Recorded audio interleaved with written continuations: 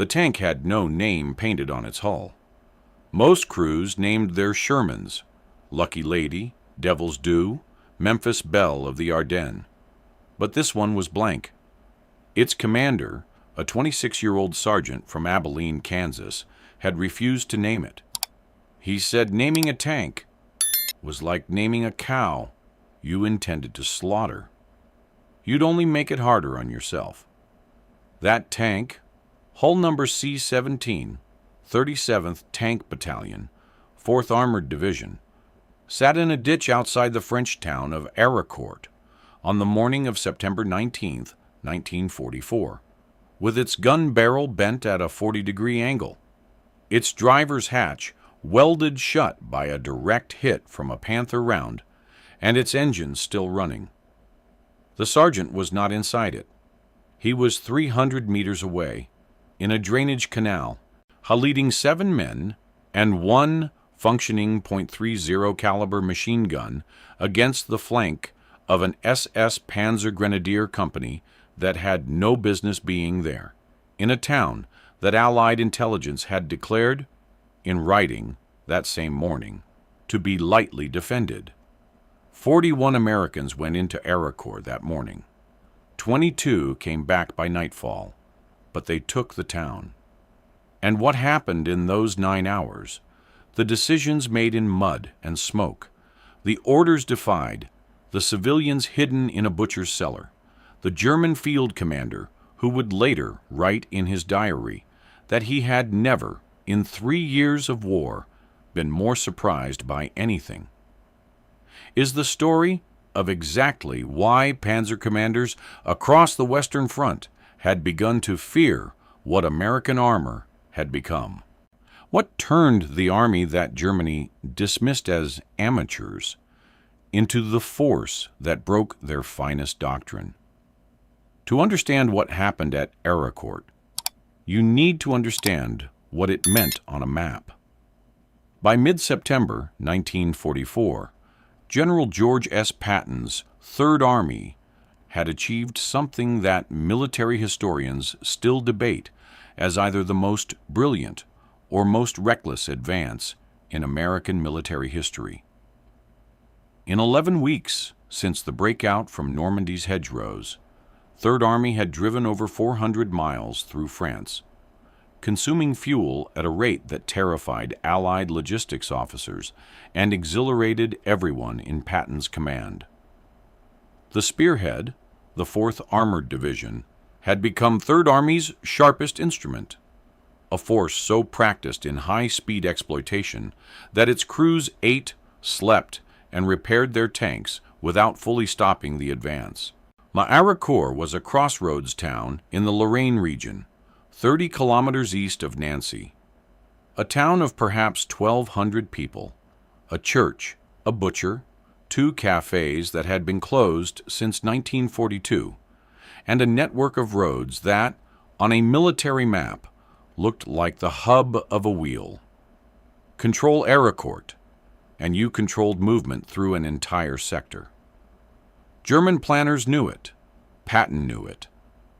And in the last week of September, both sides were sending forces toward it simultaneously, except that American intelligence didn't know the German force was already there, and the Germans didn't know that American armor was coming at them faster than any of their models had predicted was possible.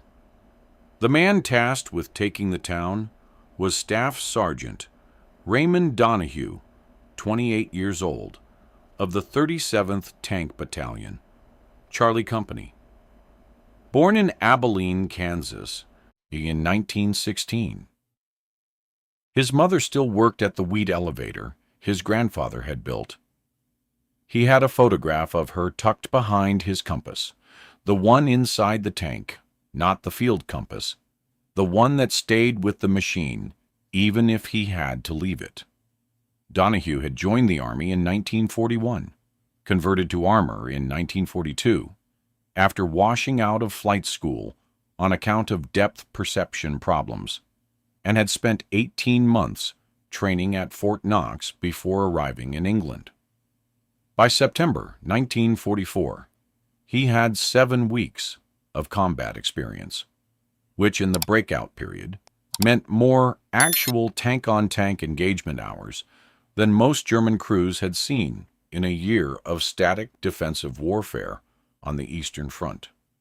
He had destroyed 4 German armored vehicles by confirmed kill. He had been blown out of 1 tank and walked away, and his crew called him Ray. His officers called him Sergeant. His radio operator, Private First Class Elias Morrow, 20 years old, from Shreveport, Louisiana, called him Sarge, and wrote to his mother that Donahue was the kind of man who already knows where you're going wrong before you've done it, like he's reading a book that's 2 chapters ahead of the one everyone else is on. The plan, as designed by battalion headquarters and filtered through company command, was straightforward in the way that plans always are before contact with the enemy. Charlie Company, 12 Shermans, 4 tank destroyers, attached from the 704th TD Battalion, and a platoon of armored infantry, would advance along the D674 road from the southwest, seize the crossroads at Arracourt's center, and hold it until the battalion's main body consolidated. Intelligence had identified the town as defended by a rear area security element. A few dozen Wehrmacht soldiers, no armor, no anti-tank positions of significance.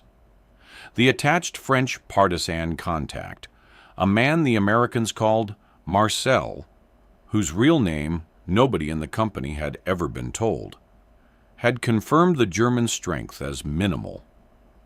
What headquarters didn't know, because Marcel didn't know, was that on September 17th, 48 hours before the operation, the 113th Panzer Brigade had rerouted through Arracourt, not occupying it permanently, passing through, but leaving behind, as it passed, a reinforced company of Panzer Grenadiers and 4 Mark V Panthers that had thrown a track in the town square and been repaired by the brigade's own mechanics before moving on.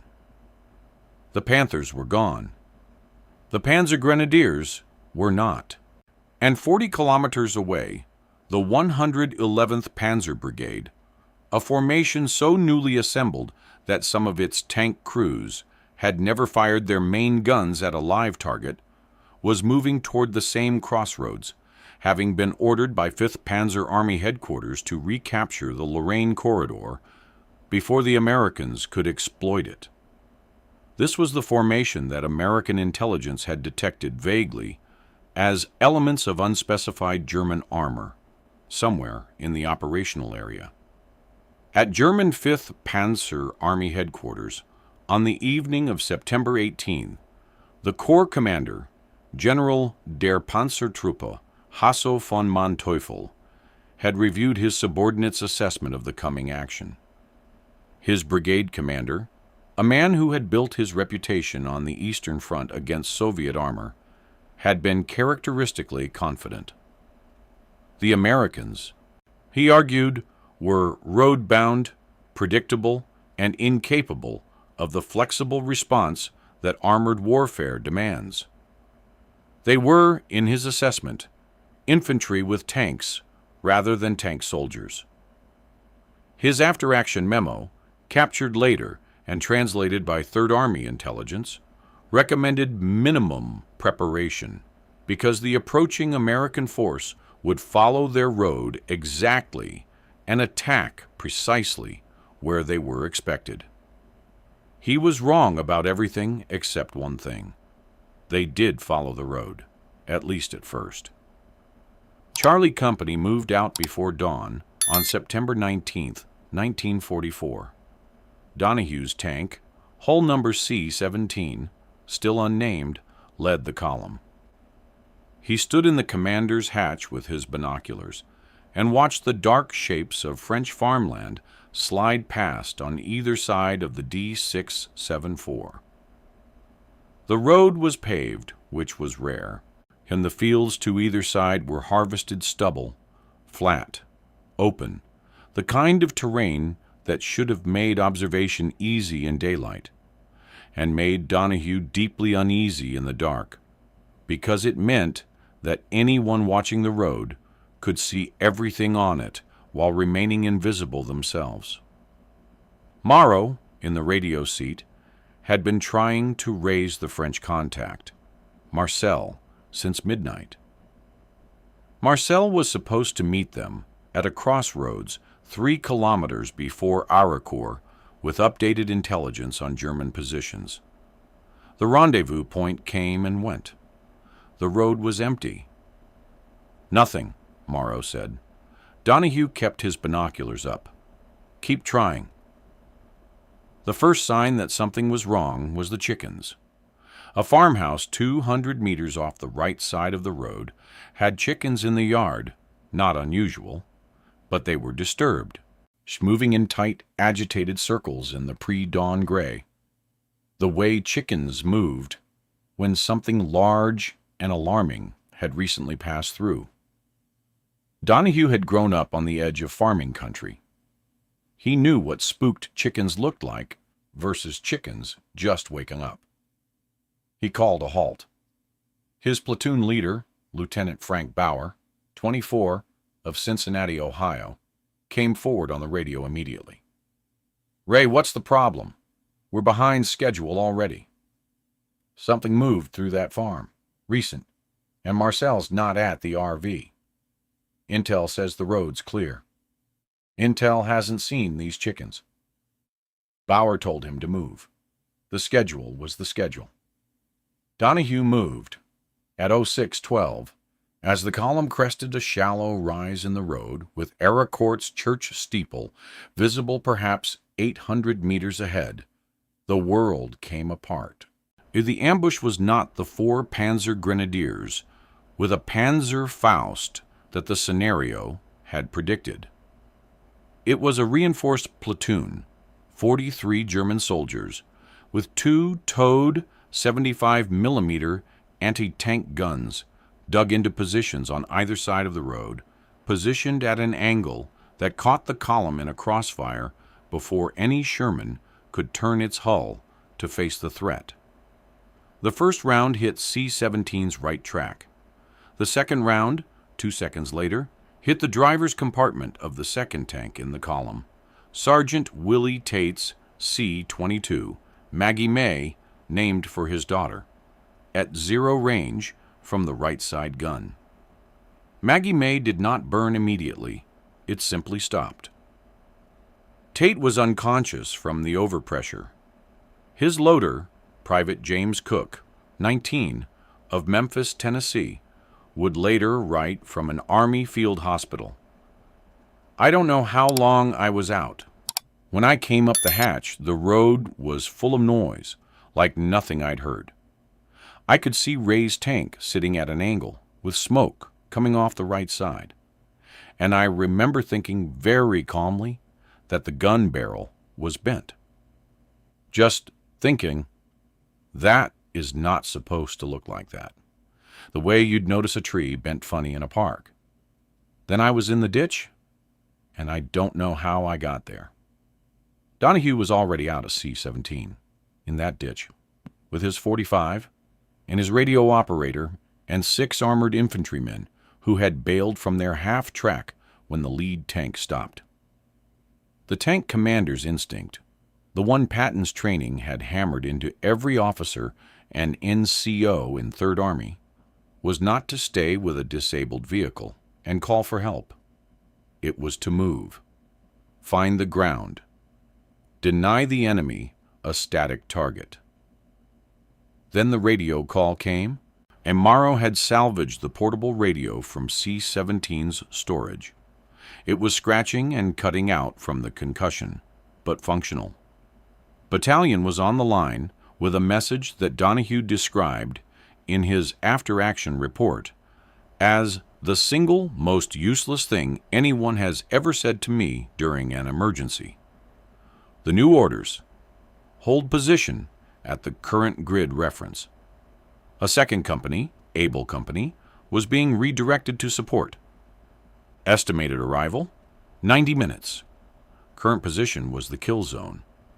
90 minutes in the kill zone was a death sentence. Donahue looked at Morrow. Morrow looked at the radio. "Sir," Morrow said into the handset, keeping his voice completely flat, "we are receiving fire from fortified AT positions at grid." A burst of machine gun fire interrupted him. Both men pressed flat into the mud. "Request permission to maneuver." "Hold position," Battalion repeated. "Able is en route."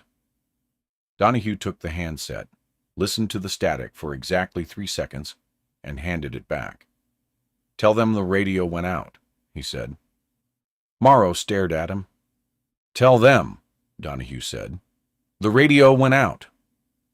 At that moment, 2 kilometers away, an officer of the 111th Panzer Brigade was watching the ambush through his binoculars and noting with satisfaction in his field log that the American column had been stopped exactly where the plan predicted it would be stopped. He noted that the Americans appeared to be, in his words, in confusion, without coordinated response, taking casualties. He had been watching for less than 4 minutes. He had not yet understood what he was seeing. This video is the kind of content that only survives if you keep it alive. A like takes 2 seconds. For the men of the 37th Tank Battalion who held that ditch, it's the least we can do. What happened next would change his assessment completely and establish a principle of American armor that would haunt German commanders for the rest of the war. Here is what Patton taught his commanders that most military theorists had never written down cleanly enough to be doctrine. He called it the indirect mind. He'd been developing it for years before the war, reading cavalry doctrine, reading Roman military history, reading Rommel's own published accounts of his First World War infantry tactics. And by the time he had an army under his command, and it had crystallized into something he stated with characteristic directness: never attack where the enemy is strong. Attack where he thinks he is. Attack the gap between his reality and his expectation. That quote is from a recorded briefing Patton gave to Third Army officers in June 1944, transcribed by his aide-de-camp. Every officer in the 4th Armored Division had heard some version of it. Many had it written in the front of their field notebooks. Donahue had it in his head. He'd been thinking about it for 7 weeks, applying it in small ways every time the column met resistance, and the instinct of every man in the vehicle was to push straight through. Now crouching in a drainage canal in Lorraine with 8 men, 2 Thompsons, 1 machine gun, and the realization that the enemy had positioned their anti-tank guns on the road because they expected the Americans to stay on the road, Donahue thought about what the enemy had not prepared for. The harvested fields, open ground, tank country, theoretically. But the German guns were angled toward the road, not toward the fields. Repositioning anti-tank guns was slow. It required unlimbering, re-emplacing, re-registering targets. If he could get his remaining mobile tanks, he had 5 still functional, though one had a cracked sight, off the road and into the fields to the north of the town. They would be approaching from a direction that the German guns could not immediately engage. It would require moving through a French farmstead that sat on the field's edge. He could see it from the ditch. A stone-walled compound, in typical Lorraine construction, white plastered walls, a red tile roof, a barn. And as he watched it through his binoculars, he saw something he hadn't expected. A face in an upper window. Then 2, then a child's face below the adult, peering over a sill. There was a family in that farmhouse. The route he needed ran directly past the farmhouse, close enough that any German MG team using it as cover would catch his tanks in the open at 200 meters. And if the Germans were using it, any fire he directed at the farmhouse would shred everyone inside. He had to know before he moved. He wrote a note, in his best schoolboy French, phonetically remembered from 6 weeks of mandatory language training at Fort Knox, and gave it to Private Morrow with directions to get it to the farmhouse without getting shot. Morrow, who was 20 years old and from Louisiana, and later told his mother he had never been as terrified as those 40 yards, did it. Ran bent double along the ditch, scaled the stone wall, and shoved the note under the door. The response came back in 11 minutes. A white undershirt hung from the barn window. No Germans inside. Family in the cellar. "Stay there," Donahue wrote back, and sent Morrow again. "Do not come out for any reason until the shooting stops completely." Elias Morrow, Private First Class, 37th Tank Battalion, age 20, Shreveport, Louisiana, wrote to his mother in October 1944. "There was a little girl in that house. I could see her through the crack in the barn door when I was coming back. She had a doll with yellow hair. She was completely still, holding the doll, looking at me. I wanted to tell her it would be okay, but I didn't have enough French, and there wasn't time. I just looked at her and put my finger to my lips. She copied me back, like a mirror. I think about that girl more than I think about the shooting." The route was clear. The plan was dangerous, unconventional, dependent on 3 things: the German gunners not repositioning quickly enough, the 5 remaining Shermans not silhouetting themselves on the field's slight rise, and the German commander being exactly as road-focused as his initial deployment suggested. Patton's principle: attack the gap between the enemy's reality and his expectation. The German expectation was that the Americans were pinned, confused, and waiting for orders. Donahue moved at 07:18, and he had the 5 mobile tanks swing north through a gap in a hedge, the kind of gap a farm wagon would use, wide enough for a Sherman at low speed, and directed them across the field on a heading that would bring them around Arracourt's northern edge rather than up its throat. He stayed on foot in the drainage canal with his infantry element, moving parallel to the tank route, but closer to the road, where the German guns were focused. The first 300 meters took 11 minutes. Tanks on open ground moved faster than that, but the field had soft patches from autumn rain, and the 4th tank, Corporal Danny Espinosa's C-14 Lone Star, went into one of them to its bow armor at 07:23. Stuck completely. Espinosa's gunner, a man named Hutchins, climbed out and started digging with his bare hands. 3 tanks left moving, the 2 functional gun sights between them. The German anti-tank gun crews on the road had not yet seen the maneuvering tanks. They were watching the burning hulks on the road and the occasional muzzle flash from Donahue's machine gun team, which he'd positioned to keep them watching the ditch. But at 07:29, a German Panzer grenadier, moving from one position to another, looked north across the field and saw something that stopped him cold. He started shouting. The right side AT gun crew swung their piece toward the field. At 200 meters, a 75 millimeter anti-tank gun against a Sherman is a kill shot. No argument, no armor angle that saves you. The first round went long. They'd rushed the traverse, and through mud and wheat stubble 20 meters in front of the lead Sherman. The second round was going to be on target. It wasn't.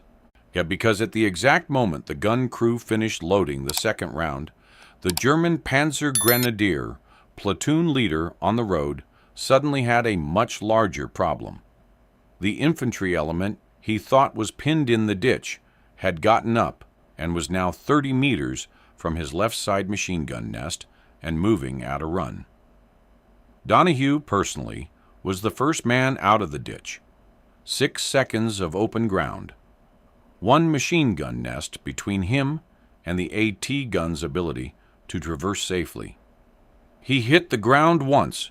His Thompson stuttered, jammed, unjammed, came up and kept running.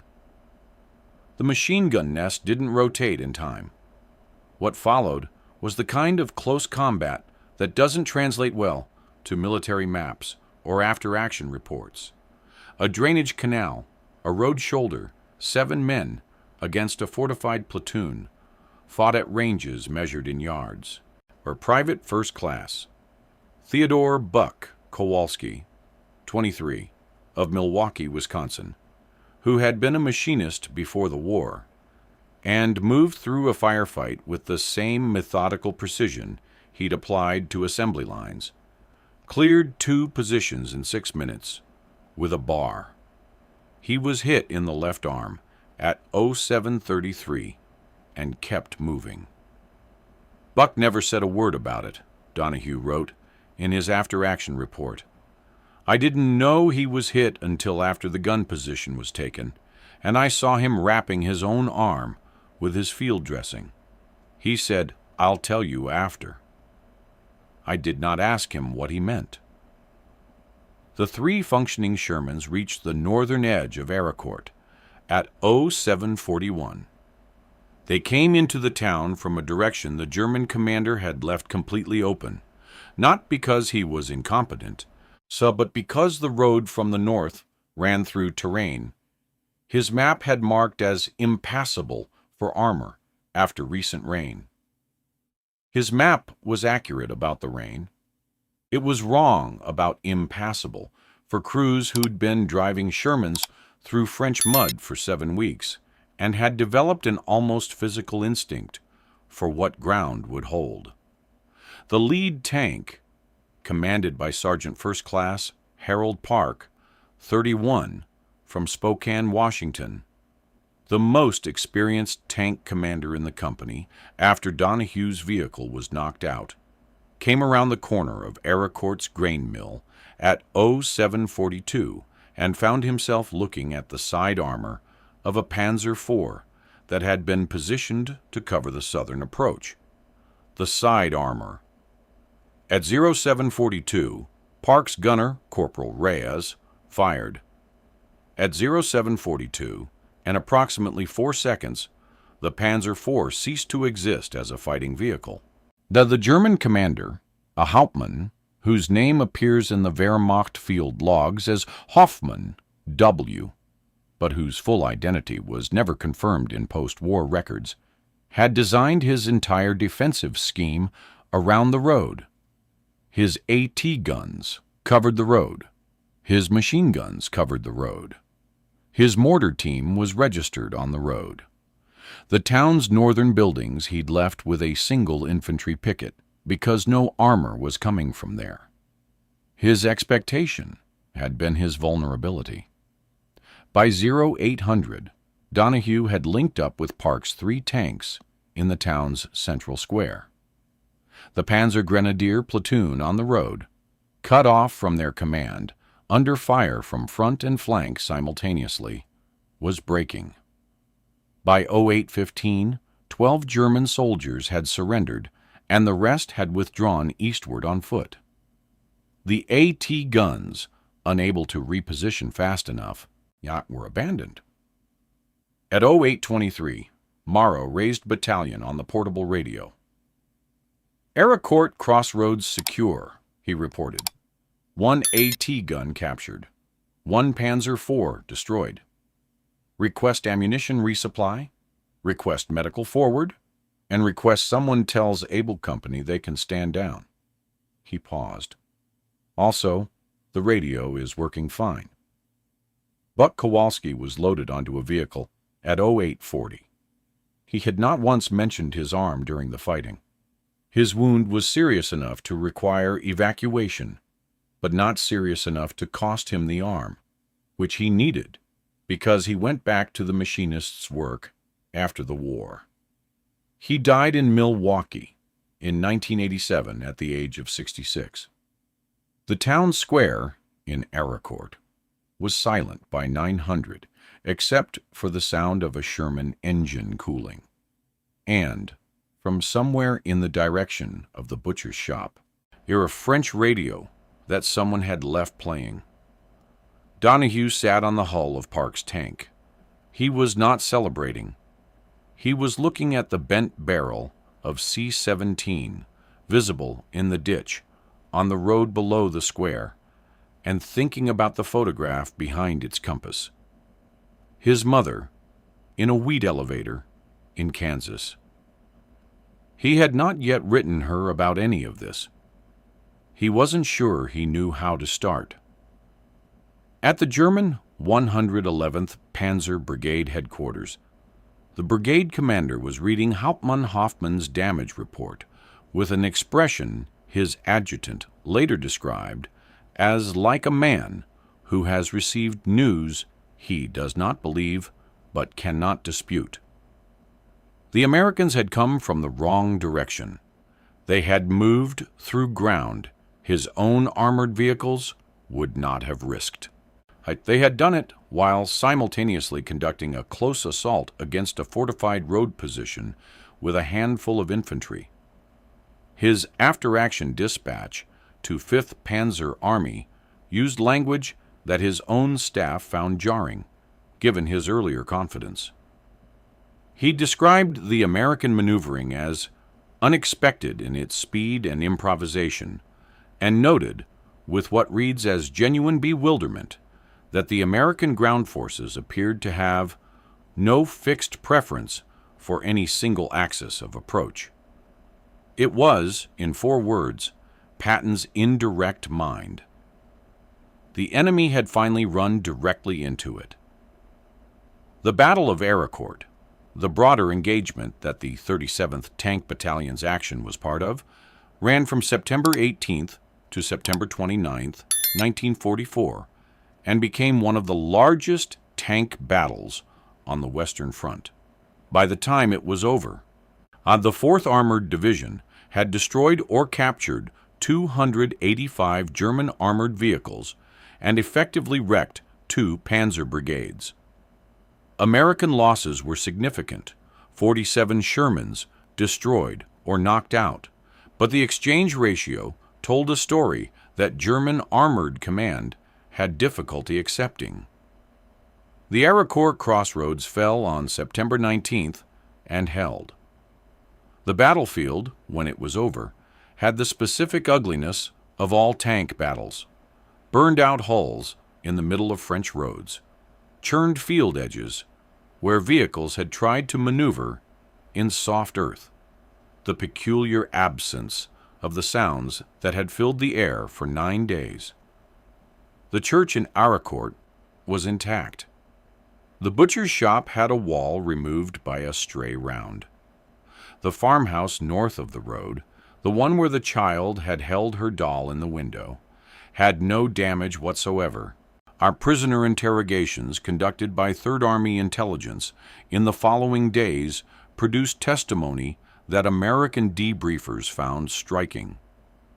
An Unteroffizier from the 111th Panzer Brigade, 22 years old, veteran of the Eastern Front, said the following, translated and recorded in Third Army's intelligence summary for September 29, 1944. We had been told the Americans use their tanks like trucks, drive fast, shoot where they're pointed, call for air if it goes wrong. They did not do that. They read the ground. They gave up their best road and used our worst terrain. I have not seen that kind of reading from any enemy I have faced. General Major Horst Freiherr von Wende, to commanding officer of the 11th Panzer Division, who had reviewed the Arracourt engagement as part of a broader 5th Panzer Army assessment, wrote in an evaluation dated October 4th, 1944, that American armored forces had demonstrated a tactical flexibility inconsistent with the training assessments we had received.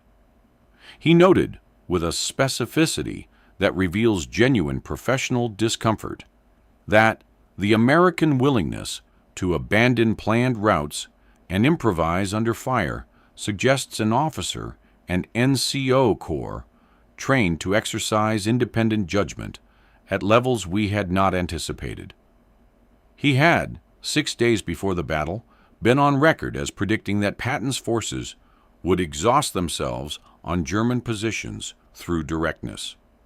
He crossed that assessment out in his own hand in the margin of his own document, and Patton received the report of the Arracourt action late on September 19th. His diary entry for that evening, as published in the Patton papers, contains no dramatic flourish. He wrote, "37th Tank Battalion performed exactly as I have always believed American soldiers would perform when commanded by men who think, not just men who follow." It is as close as Patton ever came to a compliment that wasn't also a challenge. Donahue was not decorated for Arracourt immediately. The commendation took 4 months to process through the bureaucracy of a moving army. He received the Silver Star in January 1945. The citation described his actions in the flat language of official documents, displayed conspicuous gallantry, and maintained aggressive action, which is the Army's way of saying, without saying, in that he did what Patton's training had prepared him to do. Read the obstacle as information, identify the enemy's assumption, and attack the gap. The lesson of Arracourt is not that American tanks were better. By most technical measurements in 1944, they were not. The Panther outranged and outgunned the Sherman in a direct engagement.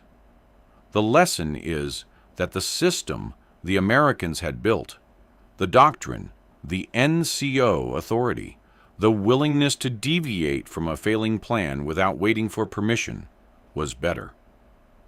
Patton had created an army that could fail forward, improvise under pressure, and find the angle that the enemy's rigidity had left open. Against an enemy whose command culture demanded that NCOs and junior officers hold position and request instructions, it was like playing chess against someone who refused to castle because the rules said castling was optional. The Germans weren't bad soldiers at Arracourt. They were inflexible ones. And inflexibility in a fluid battle is a weapon you hand to your enemy. Read those numbers again. 285 German armored vehicles against 47 American losses over 11 days in a sector where German armor outnumbered American armor and held prepared positions. That is not luck. That is doctrine meeting human courage at the exact right moment. Raymond Donahue survived the war. He returned to Abilene in August 1945. He took over part of his grandfather's wheat elevator operation. He never named any of his vehicles after that. Not trucks, not tractors, nothing with an engine. His family assumed he'd just never picked up the habit.